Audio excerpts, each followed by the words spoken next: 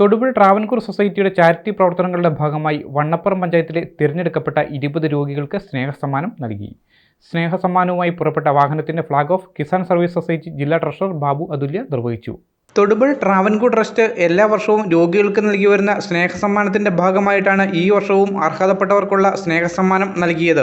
ഒരു കുടുംബത്തിലേക്ക് ആവശ്യമായിട്ടുള്ള ഭക്ഷ്യധാന്യങ്ങൾ, സ്റ്റേഷനറി ഐറ്റംസ് അടക്കമുള്ളവ ഉൾപ്പെടുന്ന സ്നേഹസമ്മാനം വണ്ണപ്പുറം പഞ്ചായത്തിലെ അർഹരായവർക്കാണ് വിതരണം ചെയ്യുന്നത്. വിതരണത്തിന് വേണ്ടി പുറപ്പെട്ട വാഹനത്തിന്റെ ഫ്ളാഗ് ഓഫ് തൊടുപുഴയിൽ കിസാൻ സർവീസ് സൊസൈറ്റി ജില്ലാ ട്രഷറർ ബാബു അതുല്യ നിർവഹിച്ചു. ചടങ്ങിൽ Travancore trust president MP Nasar അധ്യക്ഷത വഹിച്ചു.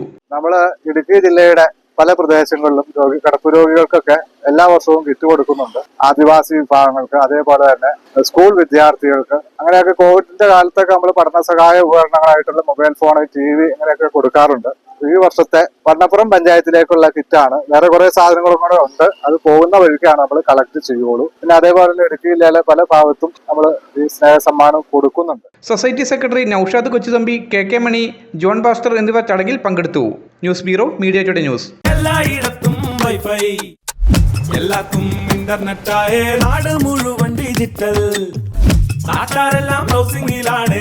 എന്നാ സ്പീഡാ കേരള മിഷൻ. എല്ലാവർക്കും ഇന്റർനെറ്റാ, എല്ലായിടത്തും നെറ്റാ. കേരള വിഷൻ നവകേരള പ്ലാൻ വെറും 199 രൂപയ്ക്ക്.